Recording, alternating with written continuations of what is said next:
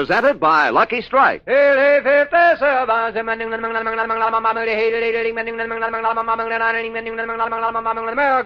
Lucky Strike, and Lucky Strike alone, offers you important evidence gathered in the tobacco country by the world-famous Crosley poll. This evidence reveals the smoking preference of auctioneers, buyers, and warehousemen, the men who really know tobacco. Here's what the Crosley poll found. For their own personal smoking enjoyment, independent tobacco experts again name Lucky Strike first choice. Lucky Strike, first choice over any other brand. These experts know their business. Their overwhelming preference for Lucky Strike, we believe, has a direct relationship to the quality tobacco we purchase for Lucky's and to the real, deep-down smoking enjoyment you may expect from fine tobacco. And when these veteran tobacco experts name Lucky Strike first choice for their own personal smoking enjoyment, then you know. LSMFT, LSMFT. Lucky Strike means fine tobacco. And in a cigarette, it's the tobacco that counts. So smoke the smoke tobacco experts smoke Lucky Strike. Remember, independent tobacco experts again name Lucky Strike first choice. Lucky Strike, first choice over any other brand. The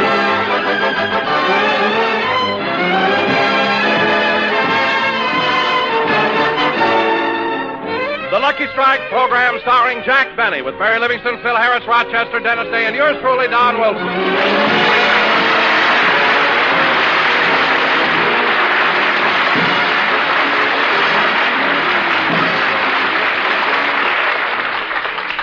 Ladies and gentlemen, as there are only 8 more programs left in the current Lucky Strike series, at this time I would like to pay tribute to a man who for the past 30 weeks has brought joy and happiness into millions of American homes. Don't forget the 569,000 trailers. You know. A man whose wit, charm, and personality have endeared him to the hearts of his public. Keep going, Don. We have a half hour. A man who is loved, admired, and respected by every member of his cast. How true. A man who every year at this time picks up our options, Jack Benny.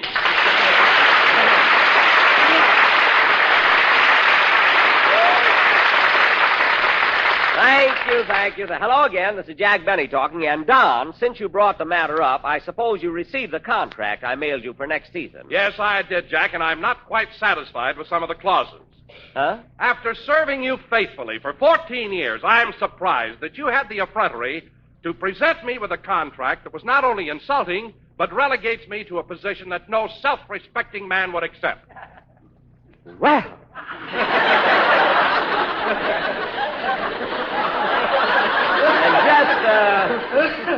And just what is your complaint, Mr. Wilson? Well, here's the situation, Jack. Now, you get a lot of laughs at the expense of my being fat. Uh-huh. And this year, my weekly salary has been at the rate of $2 a pound. Uh-huh.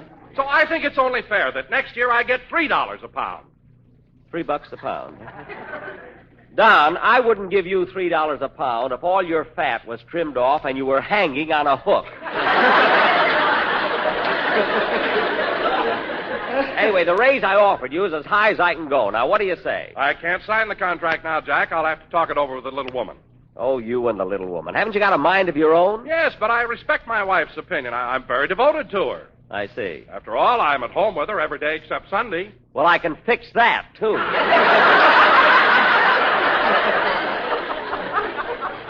Now, look, Don, I've been very fair about this whole thing, and Oh, hello, Mary. Hello, Jack. What are you talking about? Oh, Don isn't satisfied with his new contract for next season. He isn't? No. Oh, my goodness. And after all you've done for him. Well, that's the way it goes, Mary. There isn't much gratitude in this business. Why, Don Wilson, you ought to be... Never mind, Mary. Thanks just the same. By the way, have you read your new contract? Yeah, what are you trying to do, bring back slavery?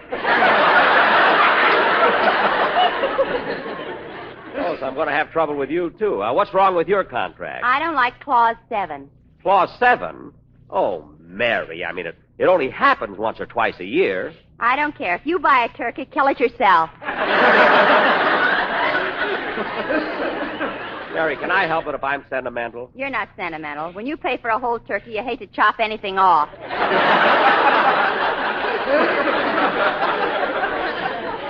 Oh, stop. Sentimental. You even use the head for badminton. I stopped doing that. I mean, I couldn't stand the way it came over the net staring at me. Anyway, Mary, you've got a lot of nerve complaining about your contract. After all... Hiya, Jackson. Hiya, Don. Hello, Livy. Hello, Phil. Phil, it's about time you got here. What made you so late? It ain't my fault, Jackson. I had plenty of time to get here, but just as I left the house, Alice fainted. Oh, my goodness. That must have scared you to death. Nah, it happens every time I kiss her goodbye.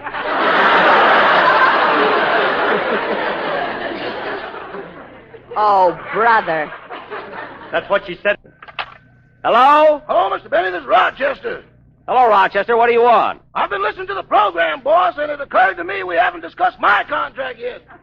Well, Rochester, you've been working in my house for 10 years, and I feel there's no necessity for a written contract. Uh-huh. Everything is perfectly clear, and we have what is known as a verbal agreement. Uh-huh. Now, that means we have a mutual understanding. Why put things on paper? The amount of money involved is too small. That's what I mean. Let's get it up. You'll be taken care of. And believe me, Rochester, there's no necessity for a written contract. But my attorneys advised it, whereas and to wit. Your attorneys, who are they? Remus, Bemis, Sugarfoot, and Smythe.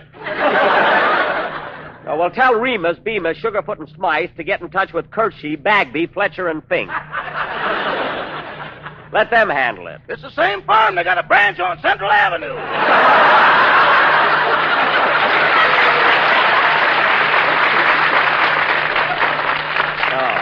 Well, anyway, Rochester, you've got nothing to worry about. I'm giving you a substantial raise next year. Substantial. Yeah, you know what the word means, don't you? I ain't illiterate. I'm skeptical.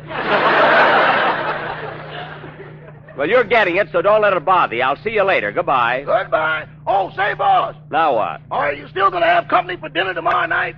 Oh, yes, I'm glad you reminded me. You better run down to the store and get a leg of lamb. A leg of lamb? Why don't you get a turkey? Why? After dinner, they may want to play badminton. No, just get a leg of lamb and a small squab. Goodbye. Goodbye. Now, let's see.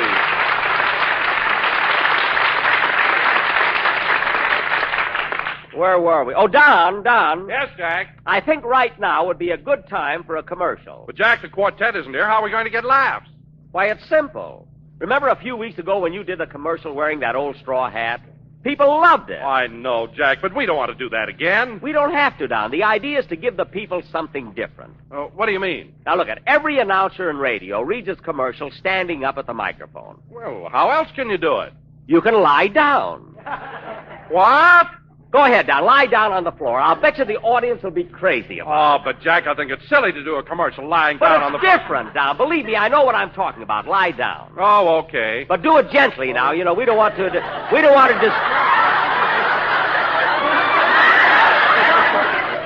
want to disturb the seismograph at Berkeley, you see. Now, Don, I'll hold the microphone down to your face. There. Now, go ahead, Don. Read the commercial. Oh, okay. LSMFT. Lucky Strike means fine tobacco. Yes, Lucky Strike means fine tobacco. And in a cigarette, it's the tobacco that counts. So smoke the smoke tobacco expert smoke. Lucky Strike. So round, so firm, so fully packed, so free and easy on the draw. Don, talk louder. The radio waves aren't getting over your stomach. I've been smoking Lucky Strikes for nigh on to 25 years. Because I'll see the makers of Lucky Strike buy that fine, that light, that naturally mild tobacco. All right, folks, wasn't that clever?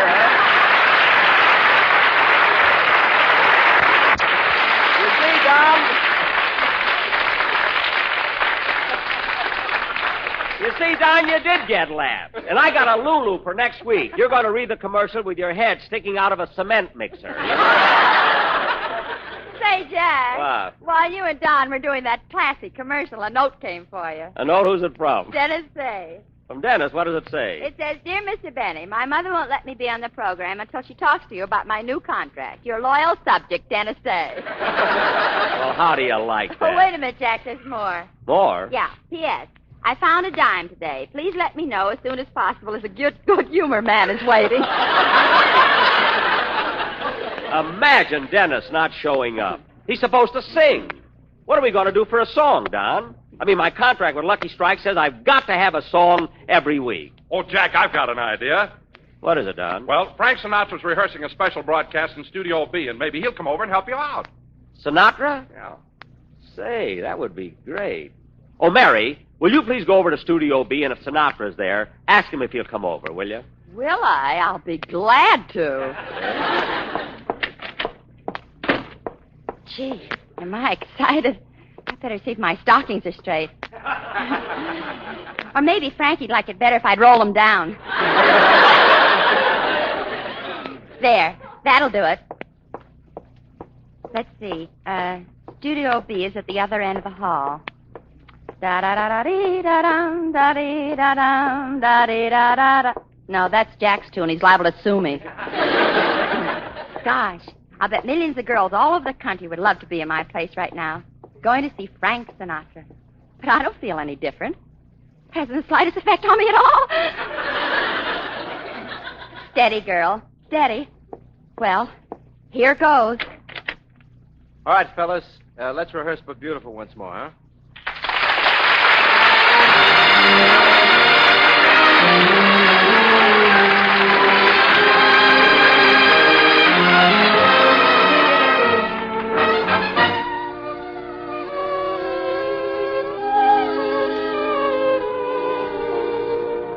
Love is funny,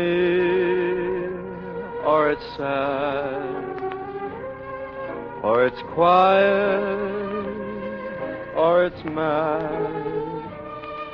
It's a good thing, or it's bad, but beautiful.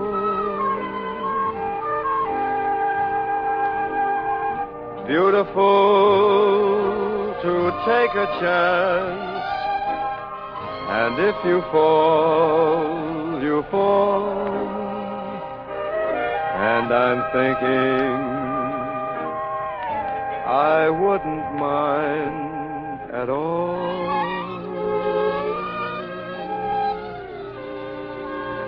Love is tearful or it's gay. It's a problem or it's play. It's a heartache either way, but beautiful. And I'm thinking, if you were mine, I'd never let you go. And that would be but beautiful, I know.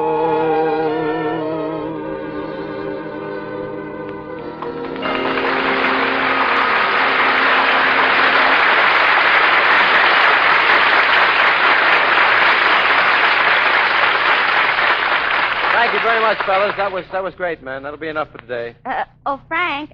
Frankie. Oh, hello, Mary. Hello, Frankie. Nice seeing you again. Nice seeing you. Gee, you sure look gorgeous today, Mary. Oh, steady, girl, steady. Say, Frank, I came to ask you to step over to our studio. Jack would like to see you. Well, that's a coincidence. I was just going over to see him myself. Yeah, I'm a little peeved at him. He's ruining my singing on the hit parade. Well, I don't understand. How can Jack hurt your singing? I can't hit those high notes anymore. He puts too much starch in my collars.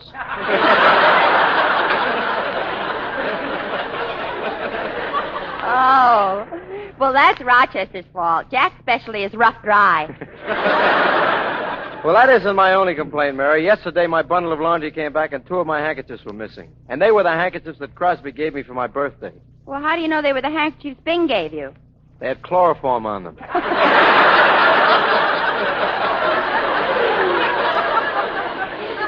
Well, Jack doesn't want to see you about the laundry. He'd like to have you sing a song on his program. Today? Yes, right now. Well, okay. Come on, let's go over and we'll have a talk with him. Where's Jack broadcasting from, Mary? Right here in Studio C. Let's go in. Okay, wait a second, Mary. I'll open the door for you.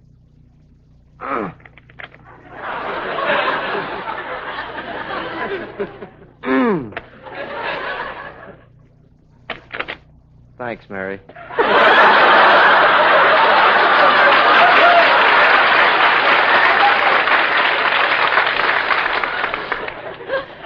Oh, that's all right. I kill turkeys, too. Listen, Don, If Fred Allen thinks he's that funny, he's got... Oh, hello, Frankie. Hi, Jack. Do you want to see me? Yes, come right in. By the way, you know my gang, don't you? Sure, yeah. Where's Don Wilson? Any place you look. Hey, Don, here's Frank Sinatra. Well, hello, Frankie. Holy smoke, I'm surrounded. Yeah, there's quite a difference in your size. Oh, I got a goose pimple bigger than him. Now, lie down, please. Now, Frank, I'll get right to the point. You see, Dennis couldn't be here today, so I'd like to have you sing a song on my program. Well, I don't know. It's strictly business, Frank. I mean, I intend to pay you. You're going to pay? Certainly. Frank, what are you doing? I'm calling RKO. This is another miracle of the bells. Well, you can hang up and we'll talk business. Now, how much would you want to sing just one song? $5,000. Why doesn't he fall down? I know he fainted.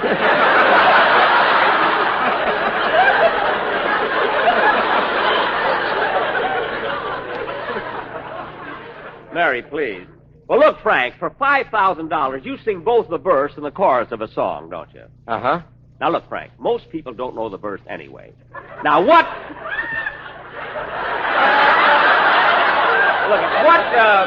would you charge?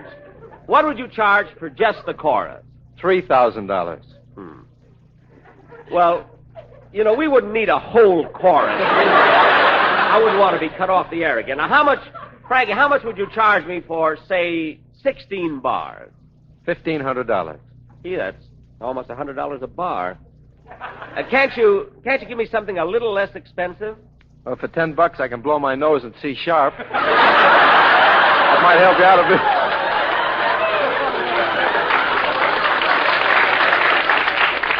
No, Frankie, I know you're short 2 handkerchiefs, you know. Now, look, Jack, what's the use of dickering? My price is $5,000. But, Frank, let's compromise. Look, I'll give you $500. 5,000. 501? 4,999.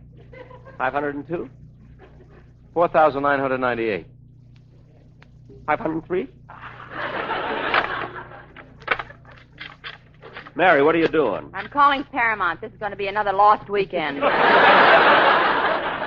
Never mind. Now, Frank, since we're so close to an agreement on price, why don't you just do your song and we'll settle it after the program? I mean, we shouldn't haggle in front of the audience. You know, it makes you look cheap. You know? Now, come on, sing your song. Huh? Well, okay, Jack. But who's going to accompany me? Phil Harris's orchestra. Oh, no. No, not that. Well, wait a minute, Frankie. A few weeks ago on my show, they accompanied Bing Crosby. I know, but he already made his.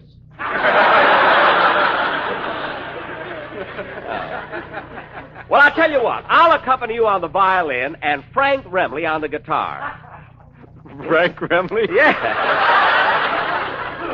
That's Phil Harris's nature boy. Now, I'll get my violin. Oh, darn it. Excuse me, Frank. Hello? Hello, Mr. Benny. This is Rochester again. Oh, what is it this time, Rochester? Well, I'm listening to your program, and I just heard Frank Sinatra. That's right. He's here. What about it? Boss, you've got to get an Oscar to give back to Mr. Coleman. Yes? Well, Mr. Sinatra won an Oscar a couple of years ago with a picture called The House I Live In. Say, that's right. He did. Gee, I wonder if he'd lend it to me. He might if he hasn't thrown it away. Now, why in the world would he throw an Oscar away? Could be jealousy. It weighs more than he does. Gee, Rochester, I'm glad you told me about it. By the way, I think you're putting a little too much starch in Mr. Sinatra's collars. He looks like a dehydrated Herbert Hoover. Be careful, will you? I will. Goodbye. Goodbye. Now, look, Frank. I'm all ready now, Jack. You get your violin. Look, Frank, let's hold the song for a minute. I want to talk to you about something very important. What is it, Jack? No, not here. Let's go out in the hall. Okay. Now, Frank, I'm not going to beat around the bush. As you know, I lost Ronald Coleman's Oscar, and I've got to get one to replace it. Yeah? Now, you won an Oscar, didn't you? Yeah, we won it for the house I live in, Jack. Well, look, Frankie, you can do me a great favor. I'll only need it for a few weeks. You see, I got to get an Oscar back to Ronald Coleman before he comes Hey, over. would you guys mind moving over? We're trying to vacuum this hall. In a minute. They're always cleaning up around here. Now, Frankie. Yes, Jack. I've never been in such a spot in all my life. I'm not asking you to give me the Oscar. I just want you to lend it to me until we Now, get... look, you guys. I'm trying to vacuum this corridor. I'm asking you once more to move. Look, don't be in such a hurry, Bud. Now, Frankie, look. How about it? Let me have your Oscar. Well, Jack, as long as you're in that kind of a spot and it's only for a few weeks, maybe I can arrange... Frankie.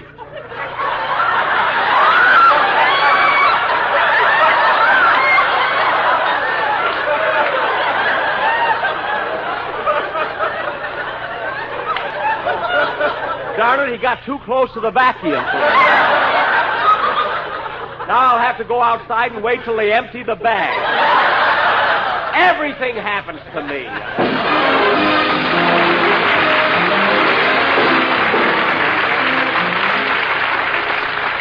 Ladies and gentlemen, savings bonds are vitally important in the nation's battle against price inflation and for the future welfare of all of us. It is important that we continue to build financial security for ourselves and for our children. Protect your future. Buy extra security bonds now. Ladies and gentlemen, Jack will be back in just a minute. But first, here's Basil Rysdale. Independent tobacco experts again name Lucky Strike first choice. Lucky Strike first choice over any other brand. American. The famous Crosley poll has just completed an impartial survey in 11 southern tobacco states. This poll, taken among tobacco experts, reveals the smoking preference of men who really know tobacco. Yes? For their own personal smoking enjoyment, independent tobacco experts again name Lucky Strike first choice. Lucky Strike first choice over any other brand. These are the experts, auctioneers, buyers, and warehousemen, and we believe their overwhelming preference for Lucky Strike has a direct relationship to the quality tobacco we purchase for Lucky's. You've heard the poll results. Now listen to what Mr. Carl Hartfield, 29 years an independent tobacco buyer, recently said. At auction after auction, I've seen the makers of Lucky Strike buy fine tobacco. Good ripe leaf that's got real smoking quality. I've smoked Lucky's 28 years. So, for your own real, deep-down smoking enjoyment, remember... LSMFT. LSMFT. Lucky Strike means fine tobacco. So round, so firm, so fully packed, so free and easy on the draw. Gosh, where could they have emptied that vacuum cleaner? I've looked in every rubbish can in the alley here. Frankie, where are you? Well, he's not in this one. Go away, Kitty. I'm working this side of the alley. Frankie! Well, there's nothing left for me to do. Next week, I'll just have to go over and apologize to Ronald Coleman. Ronald Coleman? Yes. Good night, folks.